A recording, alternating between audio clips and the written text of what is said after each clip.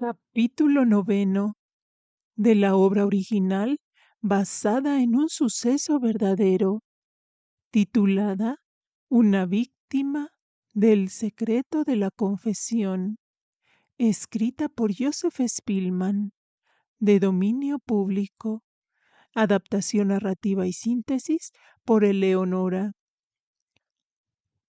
Las autoridades llevan a cabo un registro en busca de pistas. Cada rincón es examinado, mientras crece la tensión y la esperanza de hallar respuestas. El registro. El párroco, con la lámpara en la mano, iba delante de los tres hombres, dirigiéndose por el corredor del ala de la Magdalena a la escalera principal, examinando el suelo y los rincones. No encontraron ni aun la más leve huella, ni nada que les llamara la atención. Bajaron la escalera registrando todos los peldaños, acercando la lámpara a las losas del claustro y a los rincones formados por los postes salientes o por las columnas, sin ver nada de extraordinario. Llegaron finalmente al pórtico abovedado de la entrada del convento. Allí estaban el gendarme y el hostelero con una linterna. Al ver a la policía, el párroco palideció involuntariamente, lo cual fue advertido por el gendarme, quien, sin embargo, nada dijo.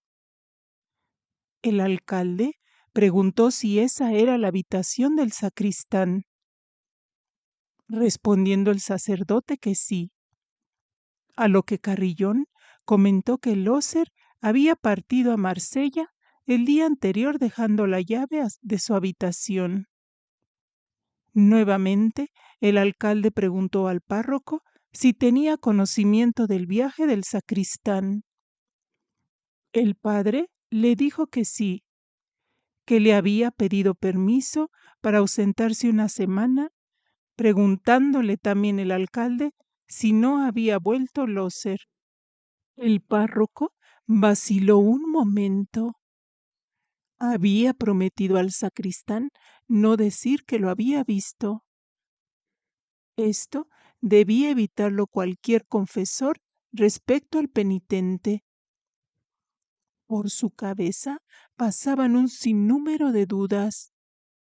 Y si decía que Loser había estado ahí, podría poner en peligro el sigilo de la confesión. El alcalde mantenía su mirada puesta sobre el párroco, quien le parecía con actitud sospechosa, preguntándole si existía alguna otra escalera desde su habitación al piso bajo, a lo que el sacerdote contestó que había otra, al fin del ala de la Magdalena que conducía a la antigua cocina del convento, convertida en molino de aceite, pero que comúnmente permanecía cerrada, y dudaba que la hubiera usado la señora Blanche, que lo probable es que se hubiera ido a la tribuna para visitar al Santísimo y que luego bajara al claustro por la escalera de la sacristía. Estas últimas palabras las había pronunciado el párroco con cierta vacilación, pues sabía que allí se hallaba el cadáver. El alcalde se dirigió al sacerdote diciéndole que los condujera por ese camino. El párroco se dirigió a la iglesia, atravesando el claustro, seguido por los tres señores. Al pasar cerca de la iglesia, rezó en voz baja el de Profundis y procuró prepararse para el sangriento espectáculo que lo esperaba. También allí examinaron a la luz de la lámpara todos los rincones y miraron detrás de las columnas del claustro, pero todo en vano. Las figuras de animales y de demonios de los capiteles parecía que miraban de un modo siniestro, y en aquella oscura y severa galería de columnas solo se oía el eco de los pasos. Todos decían para sí que en aquella hora de la noche no querrían verse solos en aquel lugar, pero ninguno lo manifestaba. El alcalde preguntó que qué había antes en ese espacio circunscrito por el claustro, a lo que el párroco le contestó que estaba el cementerio de las monjas, y por el camino que seguían eran conducidos los cadáveres desde la iglesia, y la puerta que pronto iban a pasar era llamada por esa razón la puerta de los muertos, y tal vez por ese motivo que estuviera así adornada. El párroco abrió la puerta y todos entraron en el lugar donde estaban las cuerdas de las campanas. El alcalde preguntó si esa puerta siempre estaba abierta. El sacerdote le contestó que sí, que como todas las del interior del convento. El alcalde se dirigió a la escalera de caracol tan estrecha que por ella no podían subir al mismo tiempo dos personas por el mismo peldaño. El párroco iba delante llevando la lámpara y alumbrando a los demás. Al llegar al descanso de la escalera, dirigió involuntariamente una mirada inquietante a la puerta de la habitación de la sacristía, preguntando el alcalde que a dónde conducía esa puerta. El sacerdote mencionó que a una habitación donde se hallaban los utensilios del sacristán y todo género de trastos viejos, queriendo adelantarse. Pero el alcalde ya había tomado el picaporte y abierto la puerta. La luz de la lámpara iluminó al instante el cadáver cubierto con el paño mortorio.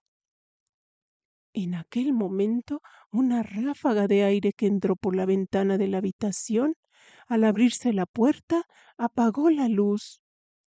Los señores lanzaron un grito de espanto, preguntando al alcalde que qué era eso que se observaba en el suelo, pues fue el primero que se repuso,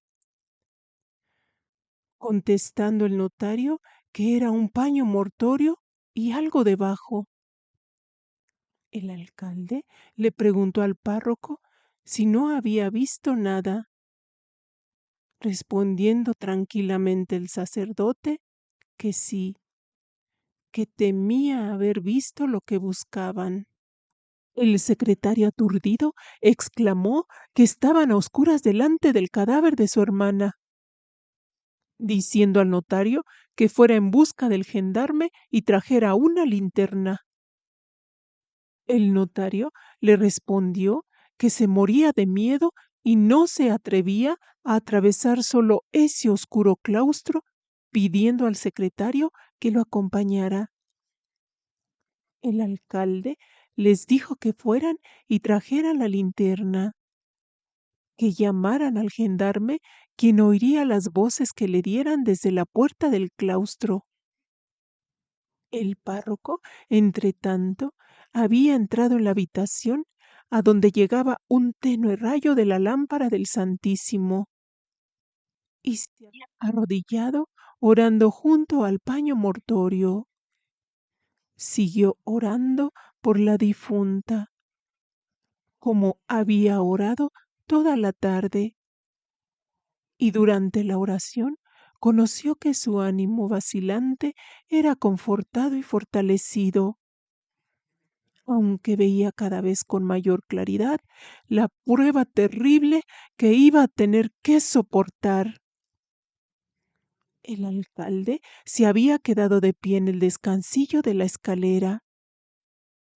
Conoció que no era un simple accidente lo que había sucedido, sino que se había cometido un crimen. Sus sospechas hacia el párroco continuaban cuestionándose.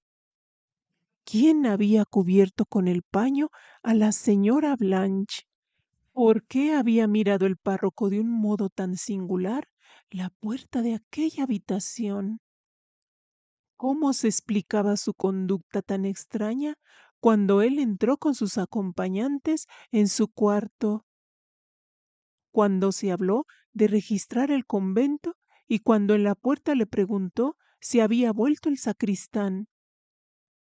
¿No significaba todo esto que debía tener noticia del crimen? ¿Lo habría cometido el párroco? Era difícil creerlo, puesto que el sacerdote tenía una reputación intachable. No podría ser un asesino, pero tampoco podría ser imposible. El párroco era pobre y tenía parientes pobres. Aquel dinero pudo haber sido para él una tentación. Finalmente, ¿sobre quién habían de recaer las sospechas sino sobre el que estaba solo con la víctima en el convento cuando se cometió el crimen?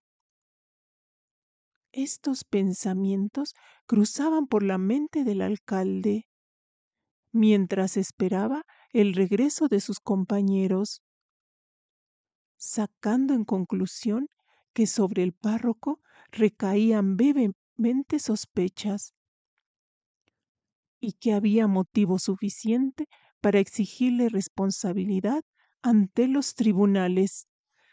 Casi se alegró de esto el alcalde, pues ya había aparecido el motivo del escándalo de que hablaban pocas horas antes delante de la copa de vino, y se les había venido a la mano un arma terrible contra los aborrecidos clericales, diciendo para sí que debían aprovechar esta arma.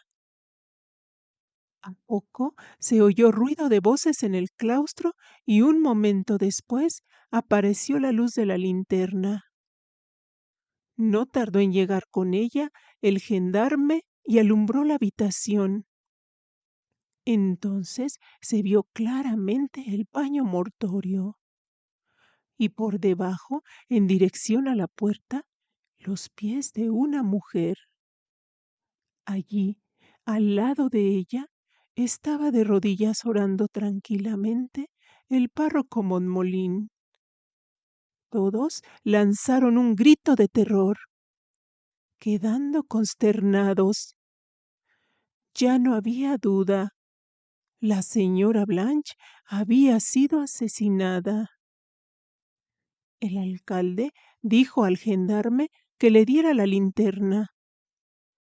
Después que recobraron la tranquilidad necesaria y que levantara la punta del paño mortorio con cuidado, para que nada interfiriera la posición en que se hallaba.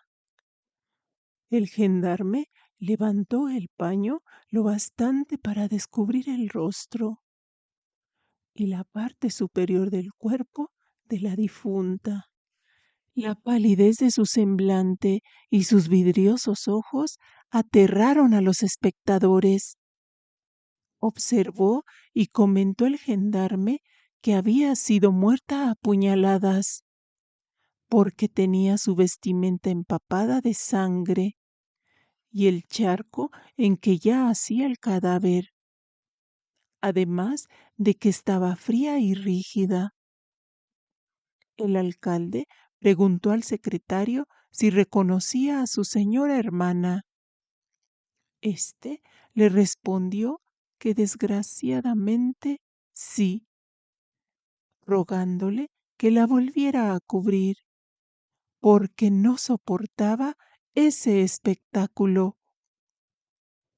Antes de que el gendarme cubriera nuevamente a la difunta, el alcalde le dijo que esperara, mirando al párroco que seguía arrodillado junto al cuerpo, preguntándole con fijeza que qué opinaba de ese espantoso suceso. ¿Quién creía que hubiese sido el asesino. El sacerdote contestó que rogaba por la víctima y por su asesino, que no sabía quién le hubiera podido hacer esto a la señora Blanche. Nuevamente, el alcalde dirigiéndose al sacerdote, diciéndole que debido a su contestación había concebido sospecha, debiendo responder ante el juez de instrucción, y siendo su deber dar parte inmediatamente al comisario de policía de Aix, dando instrucciones a sus acompañantes y a uno de ellos, al señor Carrillón, le indicó que tuviera la bondad de llevar al telégrafo un despacho de servicio que había de ser expedido inmediatamente. Cerraron la puerta donde se hallaba el cadáver y guardándose el alcalde la llave en el bolsillo, subieron todos la escalera y pasando por la tribuna y por el corredor, se dirigieron a la habitación del párroco. Cuando éste pasó por la tribuna, dirigió una mirada de dolor a la iglesia. Presentía que quizá nunca había de volver a ella, pero el pensar que allí estaba presente Jesucristo en el tabernáculo le consoló y confortó en su tribulación. Orando en su interior, mientras se acercaba a su habitación, así como un preso entre aquellos hombres que le miraban siniestramente. Hemos llegado al final de este 9º capítulo, donde la verdad parece esconderse todavía, mientras el misterio continúa en esta inquietante historia. Si te está gustando esta historia, te invito a darle like y a suscribirte para apoyar este canal. Es gratuito. Gracias por acompañarme.